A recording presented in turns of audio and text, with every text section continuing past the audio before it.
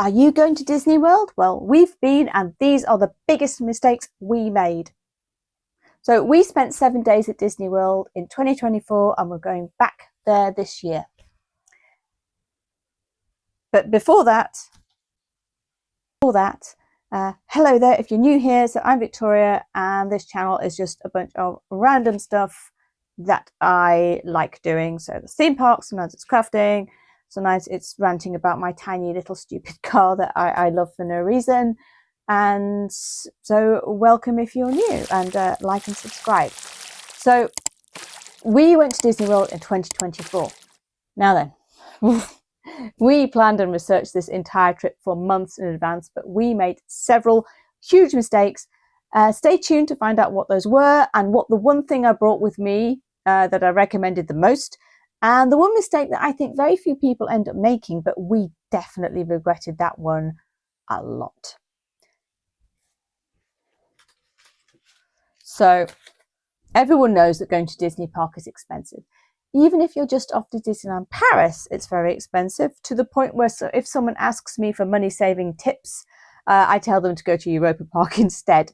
There you go. That's my top tip. As a very rough average, it's about €100 for a day at Disneyland Paris and €60 for a day at Europa Park. But on the other hand, the Disney parks remain a unique experience, and there are some headline attractions there that simply aren't replicated anywhere else. So if the budget allows, it's definitely worth it. But because it's so expensive, the smart thing to do is to plan your trip so that you get the maximum value for money. You see the most things and make the most of your time. So the headline reason for planning is so that you do not waste any time waiting in queues, because in the parks, time is money. Now, buying the dining plan also puts pressure on visitors to ensure that the maximum value is extracted from the money you have already spent. Obviously, Disney has made it as difficult as possible to get a good deal from their dining plans. So are you up for a challenge? Basically, you need to order the most expensive thing on the menu, chuck in an alcoholic drink, and burn through those snack tokens in order to come out on top. That turns out to be quite a lot of food and a lot of studying of menus in advance. Now, Disney planning is a business in itself. You can hire third-party Disney guides, Disney concierges, and they are sometimes tolerated by the mouse, but there has been a crackdown more recently. Now, people create and sell books cataloging every available snack and downloadable worksheets so you can organize your day around rides, food, or shows. That sounds crazy. Here's my copy of that. In case you thought a trip to Disney was going to be fun and spontaneous, no, not if you want to extract the maximum value from your trip, or so we thought. So we timetabled almost every second. We prioritized attractions and engaged in some light hacking in order to book lightning lanes from the middle of the Atlantic to make sure we didn't miss out. As you can see, we also index flagged all the dining options and snacks that we wanted to try. Here, for example, is the spreadsheet I made featuring every attraction in the park, color-coded and arranged in order of priority. But what might be surprising is that the majority of Disney World visitors never do this. Actually, most theme park visitors never do this, which is why I'm always seeing and hearing people stand by the entrance of Chessington wondering what they should do now that they are here.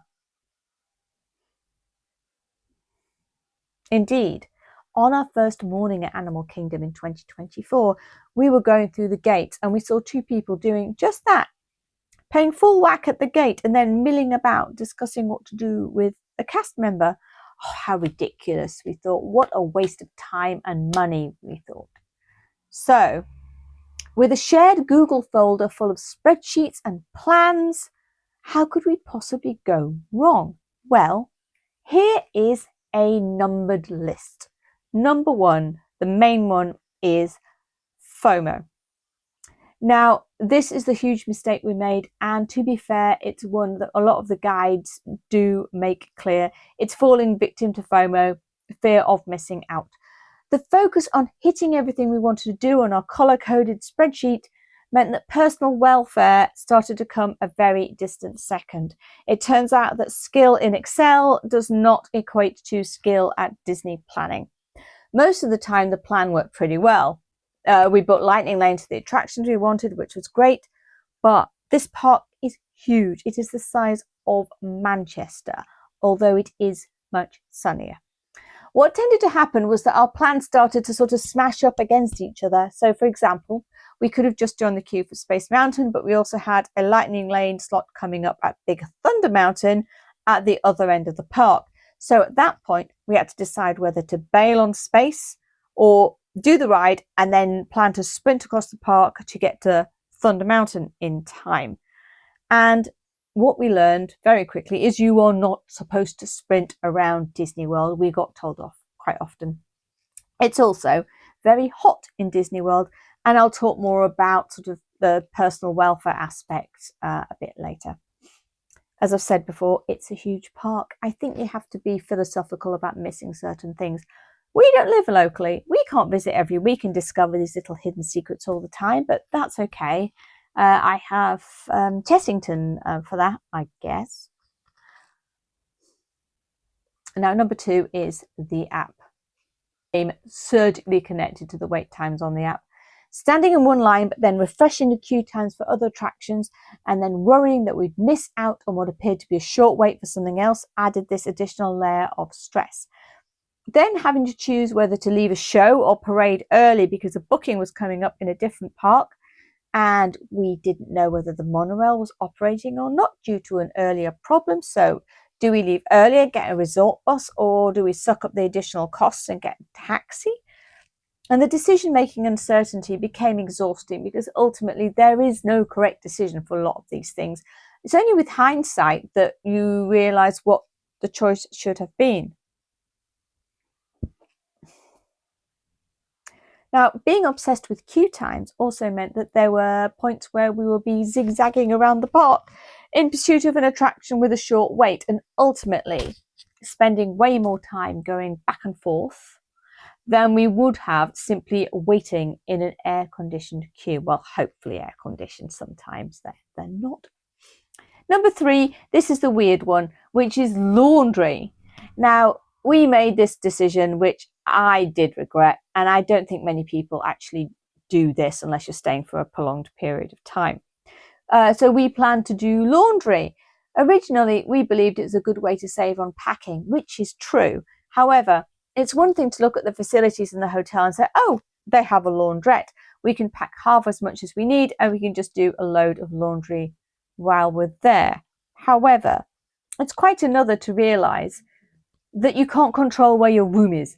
So the laundrette at the Contemporary Hotel turned out to be on the other side of the massive resort as our room was, and that this process needed our physical presence at regular intervals.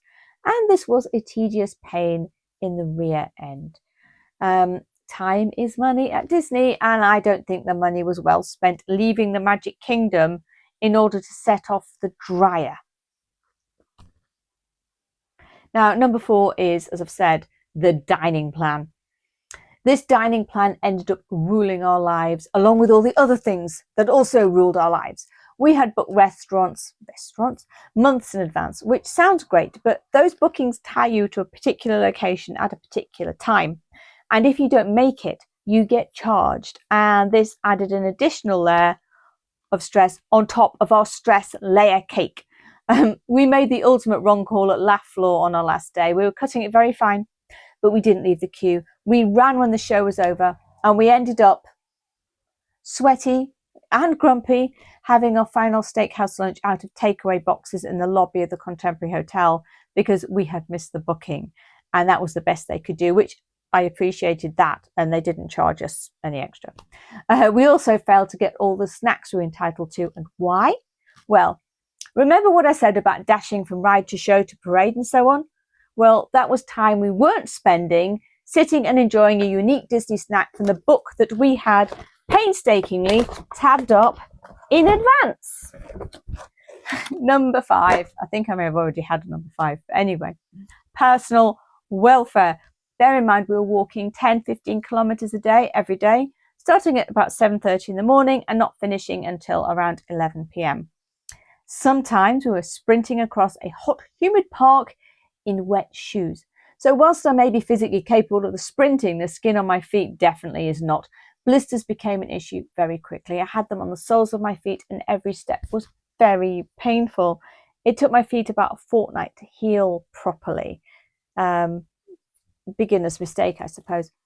Time spent rushing around is also time not spent drinking enough water and getting out of the Florida sun. Now, we were more or less adequately hydrated and I didn't suffer any ill effects, but I can't say that it was enjoyable.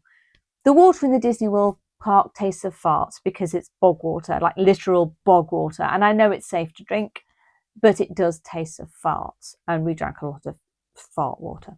So what are we going to do differently this time in 2026? First of all, we are going to chill the F out. That would be the headline.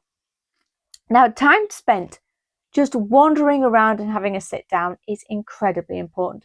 To be honest, one of our nicest memories of our last Disney World trip is when we were in Hollywood Studios and I said, I've had enough. I don't want to go to the stunt show. I'm going to sit on this bench in the shade, have a cup of tea and watch people go by. And I did that while everyone else was at the show. And it was honestly so lovely, so peaceful and delightful. Connected to that is another thing we all regretted. We will fully cash in all our snack credits this time during the breaks that we're going to have. As for blisters, I did some research and ultimately what did for me was this shearing stress of skin against wet Teva sandals. So I am going to be carrying a blister first aid kit at all time, but we're also going to take the time to ensure we have dry feet. We're also visiting Universal and I'm going to apply these same principles. We're going to familiarize ourselves with the layout of the parks and do a more laid back plan, which is get in early for the most popular rides, spend mid-morning to mid-afternoon chilling out at the hotel, and then return in the late afternoon as it gets a bit cooler and the park empties out. Now, finally, rundown of what I had in my bag that worked really well and what I'm bringing this time. Number one is sunscreen. Just use it, doesn't matter what it is. We didn't get burned in spite of everything. Now, the other thing I got was a UV umbrella. Now, that's shade wherever you go and also works against the rain, funnily enough. That was the best thing. Vichy 96 hour deodorant. Honestly, it's the best stuff. You should just use it. It's fantastic. Finally, a little rant. Those awful cups you get with the dining plan. They leak. You can't refill them at the parks. And what you end up with is these huge leaky cups just dangling from your bag. And I don't know why I kept bringing them around. I don't know what you're supposed to do with them. Do you put them in those carts everyone has? Are you supposed to hold them in your hand all the time? Because at Disney, you usually go and ride with your bag, which I find insane. So there I am clambering in out of rides, festooned with these damn cups because the people I'm traveling with made me carry them. Anyway, set them on fire. They're useless. So, rant over. I really feel that we learned a lot. So if you are planning to go to Disney World, you lucky things, you'll really enjoy it. But please, please, please, try to learn from our mistakes. Ease off on the spreadsheets and ease a bit more into just kind of going with the flow and taking some damned breaks, please. Anyway, so that's it for me for now. I hope you enjoyed it. I would like to say hello to Jessica and to Evie and Moss, my special Patreon supporters. And I hope you have a lovely rest of your day. Please also like and subscribe if you want to. Bye bye.